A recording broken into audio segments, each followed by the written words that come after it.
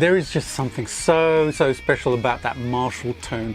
It's the tone I keep gravitating towards, and you know, it's the tone which I've actually been trying to run away from for many years. And I finally, you know, I came back to it. You know, for years I wanted like an SLO or a Friedman amp or a Bogner or something else. Just didn't need to say Marshall on the box, basically.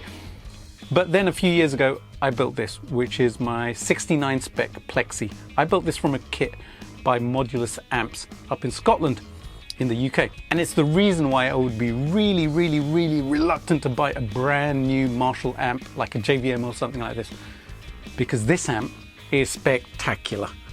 As much as I love all of the other amps in the studio, my Marshall Jake 20, which is a modified Origin 20, my slow drag amp, which is basically a Jet City turned into an SLO, my Purple Number 39 amp, which is the SIR Studios amps, the 39, the 36 and the 34, which are just, you know, absolutely world famous for guys like Slash, Warren DeMartini and George Lynch using them.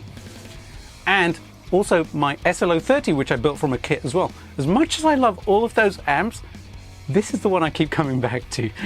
This amp, this actual amp, and every time I play it, it's just so sublime playing through it. And recently I did a video of my Chibson. You might have seen it. If you haven't, I will leave a link somewhere up here so you can go and check it out, because that was a train wreck when I received it, but it's an absolutely awesome guitar now. So while I was recording it, I did all the rhythm tracks with my plexi here. And then I decided to do the lead tracks, and I thought, you know what, I'll use my Jake 20 or I'll use my SLO 30 because it'll have a little bit more gain and bite and stuff. And I tried them and they sounded great, but then I plugged into this with just an SD1. Guess what ended up on the track? To my surprise, this just sounded so sublime. I know it's a cliche, Les Paul into an SD1 and a plexi, right? But it just works. And that sound was thick and full and just it had that bite to it and it had that presence to it, and everything about it was just spectacular. Before I tell you all about the amplifier, do me a huge favor. If you haven't done so already, please do hit the subscribe button and the bell notification so you know when new videos are going to be coming out. And give it a thumbs up as well, share it with your friends. So much appreciated. It's completely free as well, which is a bonus. And if you'd like to support the channel further, then you can check out my Patreon page or my YouTube membership as well. Huge shout out and thank you to all the people who support me on Patreon and YouTube membership as well. It's so much appreciated. You can actually join Patreon for free and get some of the feed off there. I use it as my social media so you can find out what is going on in my world on a regular basis. Yeah, or you can even pick up one of my brand new t-shirts, my Guitarism t-shirts. They are in my web store now, and this month there is a 15% discount if you buy a shirt. I have 2 designs, so go and check them out. I will link them in the description box below and somewhere up here as well. Thanks so much, guys and girls. Now back to the amplifier. Now Marshall Amps has recently been sold to Zound, which is a Swedish company who do loudspeakers. And they've collaborated with companies like Marshall before with their line of headphones and things like that. And they've collaborated with other companies like Orange as well, but they've acquired Marshall.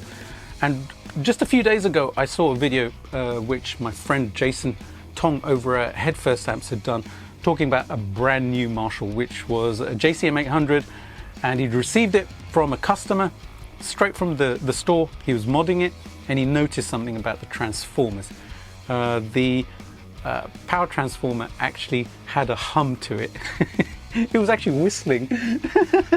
And it was crazy that a brand new amp was doing that. And the reason that happened was probably because Marshall has switched over to using Vietnamese transformers. Now, nothing against Vietnamese products, they're really good, but obviously that transformer itself had some kind of issue, and it was basically a whiny sound. It was kind of going when you got close to it, which is not what you want from a brand new amplifier. For years, Marshall used diagonal transformers, and they've been in them forever and a day, and they've sounded great. It's part of the Marshall tone, so if you're going to buy a Marshall, that surely has to be there. Now, I don't know what the new transformers sound like. They might sound absolutely identical for all I know. I have not tried them, but the transformers do make a difference. In this amp, I actually bought transformers from my good friends at Ross Amp. They're custom transformers. They're based on the JTM 45 platform, 50-watt transformers. They sound spectacular in this amplifier. They basically built the transformers, the power transformer, the output transformer, and the choke to the spec of the diagonals and just make them better, basically. And I'm glad I went for them because honestly, I love the sound of this amplifier and it blows everything else away that I've played. It just, like I said, I keep coming back to this amplifier. And the reason companies do that is because if they can minimize the cost of the build, then they can maximize profits. You know, they just get a bigger chunk of the pie. So they'll try and find the components at the most cost-effective price they can. And some companies actually do seek out the cheapest parts. So the resistors, the capacitors, they're not going to go for the most expensive ones if they're going to be selling it at a certain price point. You know, some amps like the Marshall Origin, which I have, it's built to a very, very budget price. You knew they sell for about 500 bucks. So it's not going to have the same components like the F&T filter caps that this has, because those are expensive. It's not going to have the Sozo coupling caps in this amp because they're expensive, and it just drives the cost up. So if it had everything that this amp had, then that Origin would probably be like 1,500 bucks or 2,000 bucks, and no one would buy it, basically. So there's a big market where people actually want something for a budget price as well, or a reasonable price. They don't want to pay 5,000 bucks for an amplifier which is hand wired and somebody's meticulously gone through everything. Some people do, but that's actually a smaller part of the market. And the other reality is that a lot of people just want a digital platform now, like the AXFX or the Neural DSP Quad Cortex or the IK Multimedia Tonex, which I have actually. I've purchased one of those and I have actually profiled this amp about 40 times with that, yeah. With all of my different overdrive pedals. I have a big collection of overdrive pedals, and I'm going to be bringing you a video about that soon. So there are all of those factors. So if they're not going to be selling so many amplifiers, why would they actually build really, really super expensive amplifiers? So I do understand it from that perspective, but from a musician's perspective, I want something which is going to sound absolutely amazing, not going to hum and not going to make weird noises and stuff like that. I want to know that the components are high quality in my amplifiers. Hence, I build them myself. So then that begs the question, why would you buy a brand new Marshall amplifier? Vintage Marshalls, I can totally understand the provenance of them. You know, I want a 73 Marshall JMP 50. I'm looking for one at the moment from a very specific date. It has to be August 1973. So if one of you has one and it says August 73 on the label, please do get in touch because I might be interested in it. But I'm looking for one, but there's a specific reason for that. So the old Marshalls, totally get it, but the new Marshalls, over the years, they have changed. They are PCB-based.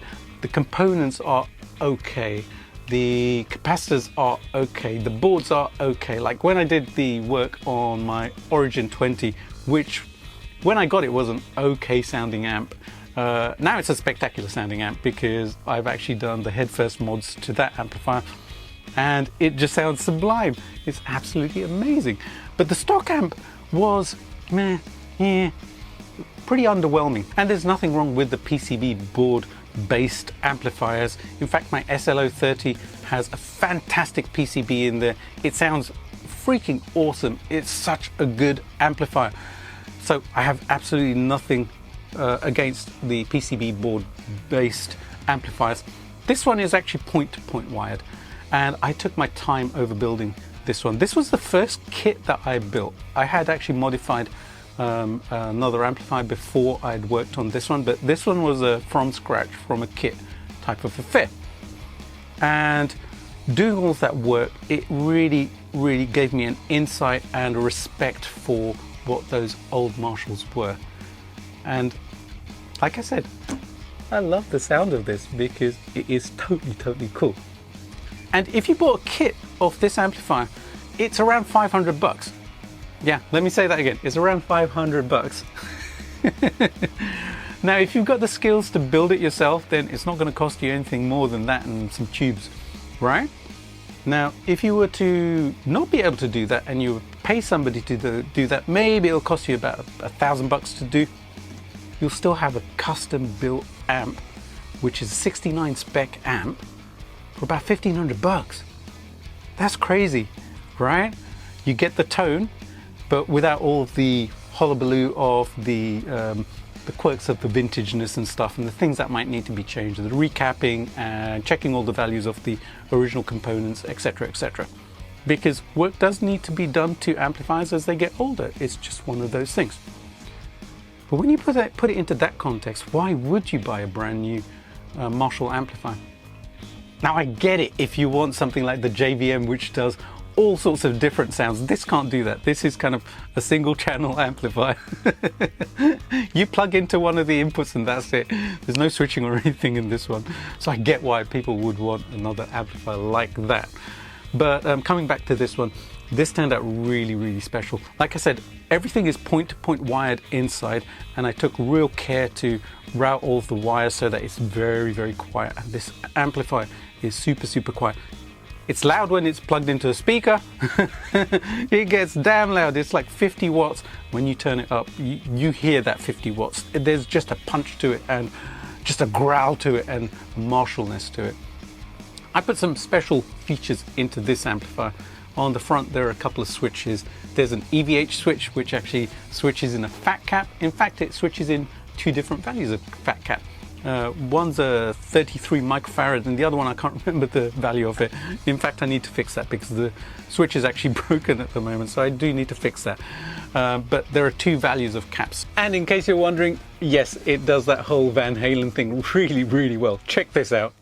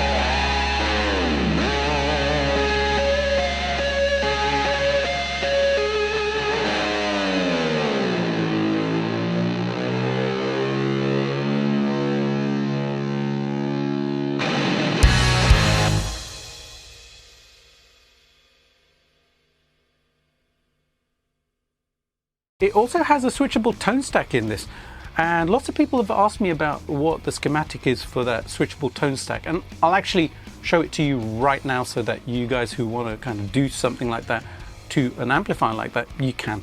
So here you go. Here's the schematic of the switchable tone stack.